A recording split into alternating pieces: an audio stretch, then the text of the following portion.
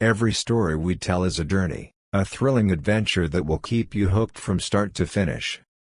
Before we begin, let us know where you're watching from. We love seeing our community come together from all around the world. And don't forget, hit that subscribe button and turn on notifications so you never miss a story. Tomorrow, we have a special story just for you. Trust us, you won't want to miss it. See you on the next adventure. A man stared at a royal guard for an hour. What happens next is shocking. The morning sun bathed Buckingham Palace in a golden glow as tourists gathered around the gates. Cameras ready to capture the iconic royal guards in their pristine red uniforms. Laughter, footsteps, and the occasional voice of a tour guide filled the air. Everything seemed normal, until someone noticed him. A man in his early 40s, dressed in a dark gray coat and black jeans, stood at a distance, motionless. Unlike the other visitors, he wasn't holding a camera. He wasn't chatting excitedly with the group. He wasn't even looking at the palace. Instead, his eyes were fixed on a single royal guard, standing in his ceremonial stance just beyond the iron gates. At first, no one paid much attention. After all, Buckingham Palace attracts thousands of visitors daily, some stay for hours just to watch the changing of the guard. But as minutes passed, it became clear that something was off. He didn't move. He didn't check his phone. He didn't glance around at the other tourists or even blink at the cameras flashing nearby. He just stood there, staring. A group of schoolchildren rushed past him, giggling, yet he remained frozen in place. A couple posed for a photo only a few feet away. He didn't flinch. And then, at the 20-minute mark, whispers started spreading. A woman in a red coat nudged her friend. "That guy's been standing there for a while now. Kinda creepy, don't you think?" Her friend shot a glance at him. "Maybe he's just really into the royal guards?" She shrugged, brushing it off. But as the clock ticked toward 40 minutes, the unease grew. A father holding his young daughter's hand steered her away. A few tourists subtly stepped back, their conversation dropping into hushed murmurs. The royal guard did not move. Because that's what they are trained to do. But the civilians watching? They felt something was wrong. And when the man hit the 1-hour mark, his unblinking eyes locked onto the guard, someone finally made a decision. A tour guide, who had been leading a group of visitors, quietly stepped away and pulled out her phone. She dialed 3 numbers. 999. The buzz of conversation in the crowd began to shift. People weren't just talking about the royal guards or Buckingham Palace anymore. They were whispering about him. The man in the dark gray coat still hadn't moved. He hadn't spoken. He hadn't pulled out a phone or interacted with anyone. He just stood there, locked in an unwavering stare at the royal guard, his face completely expressionless. By now, the tension in the air had shifted from mild curiosity to full-blown discomfort. A mother clutching her son's hand pulled him closer. A group of tourists, once eager to get pictures, slowly began edging away from where the man stood. And yet, the royal guard never reacted. His training was absolute discipline. No matter the stares, the whispers, or the discomfort in the air, his posture never faltered. But among the civilians, that airy stillness only made the situation feel more surreal. Then, someone from the crowd took action. A tour guide, midway through explaining the history of Buckingham Palace, caught sight of the man. She paused. She had been working here for years, seeing hundreds of tourists daily. This was not normal. She pulled out her phone and quietly stepped away from the group. Dialing 999, she kept her voice low. "I need to report something unusual." The operator on the other end was calm, professional. "Can you describe the situation?" The tour guide glanced back at the man. He was still there. Still motionless. Still staring. "There's a man standing outside Buckingham Palace. He's been here for over an hour. He hasn't moved, hasn't taken any photos, hasn't spoken to anyone. He's just staring at one of the royal guards." A pause. "Does he appear to be a threat?" The guide hesitated. She didn't know. But she had a bad feeling. "I can't say for sure," she admitted.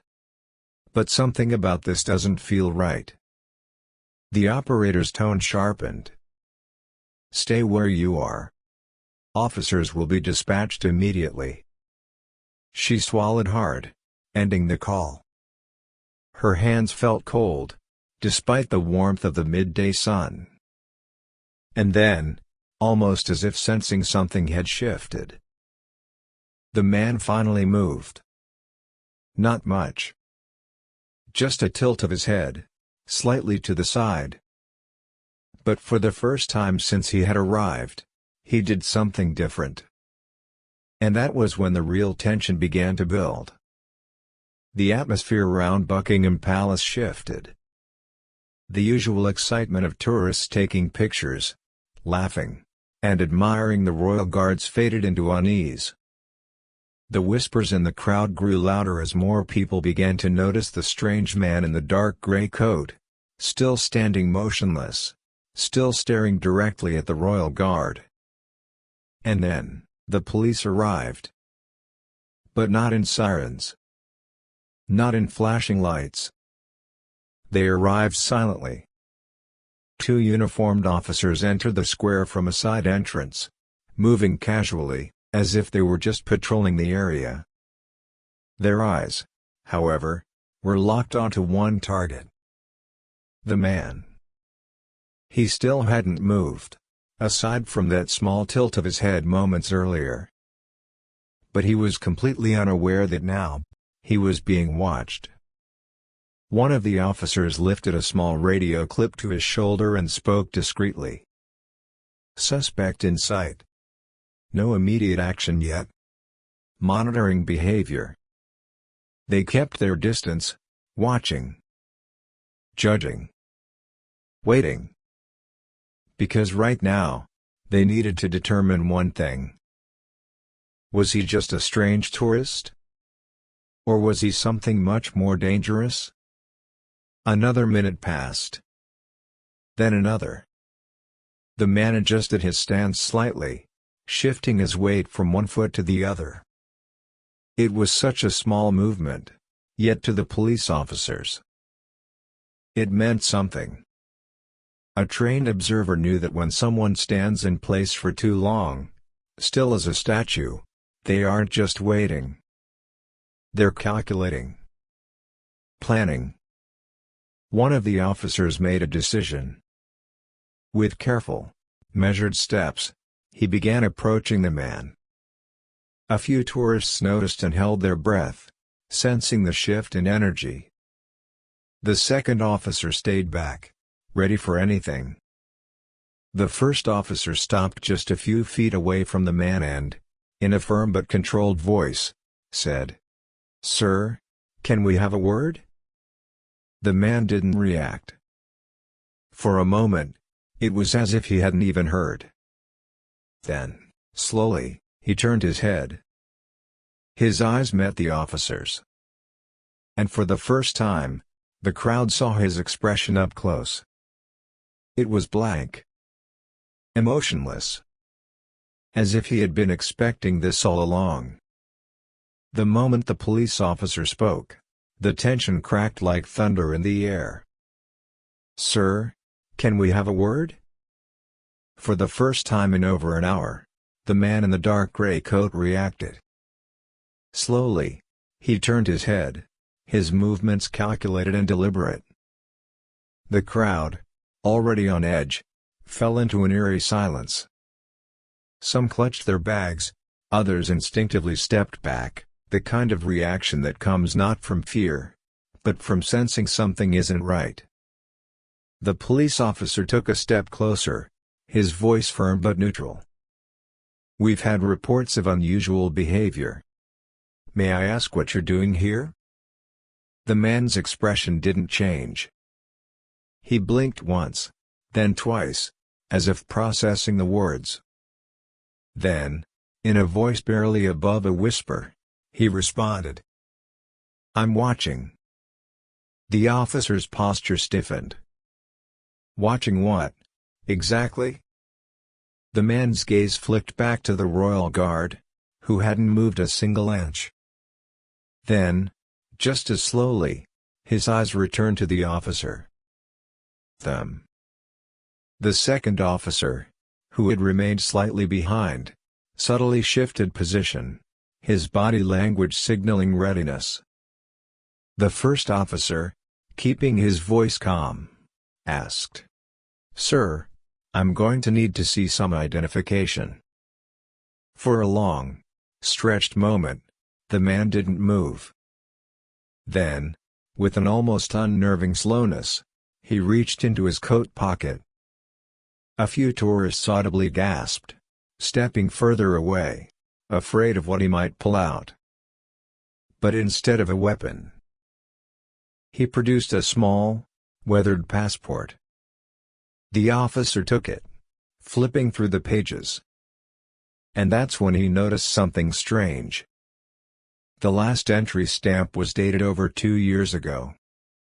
Yet, the man's coat was clean, his boots polished, like someone who had arrived just yesterday.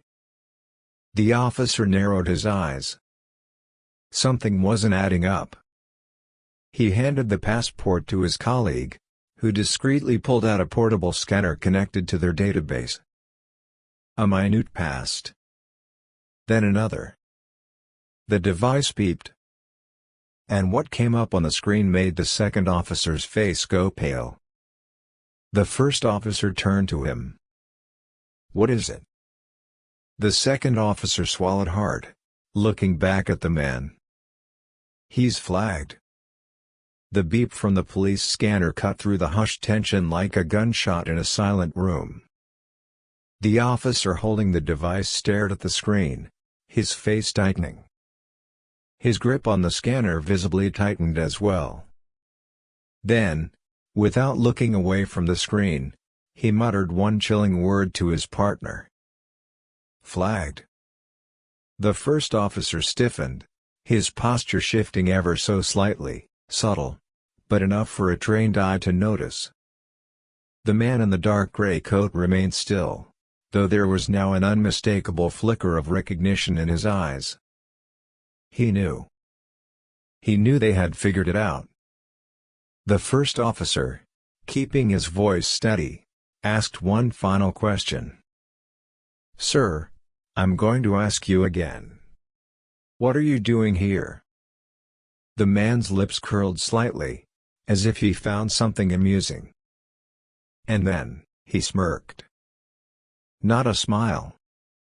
Not fear. A calculated, deliberate smirk. And that was the final warning the officers needed. "Put your hands where we can see them. Now."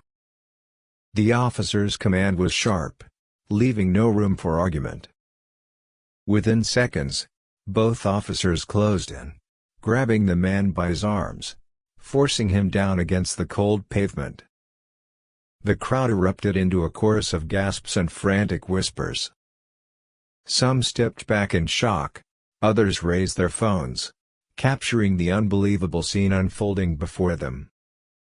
One officer secured the man's wrists, while the other grabbed his radio, speaking in urgent, clipped tones.